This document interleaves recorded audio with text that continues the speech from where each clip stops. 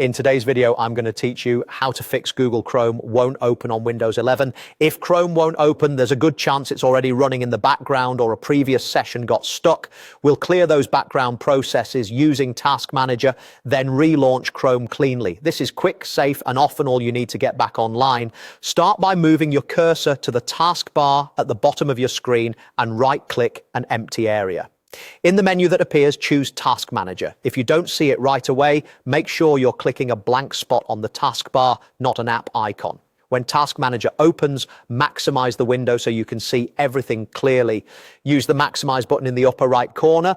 A larger view makes it easier to find exactly what we need and avoids accidentally clicking the wrong thing. Now switch to the Details section. This view lists all running processes with their exact names, which is helpful because Chrome can spawn multiple processes.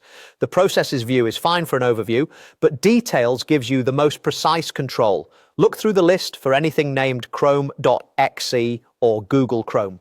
You might see several entries, and that's normal. Chrome uses multiple processes for tabs, extensions, and the browser itself. To make the search easier, you can sort by the name column by clicking its header, which groups similar items together.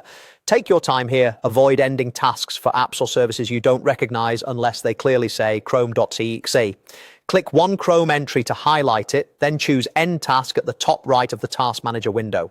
If you see a prompt, confirm by selecting End Task again. Repeat for any remaining Chrome.exe entries so nothing Chrome related is left running. Ending these tasks doesn't uninstall anything, it simply closes stuck background processes so Chrome can start fresh. Once every Chrome process is closed, minimize Task Manager so it's out of the way but still available if you need it again. This keeps your desktop tidy while you test the fix.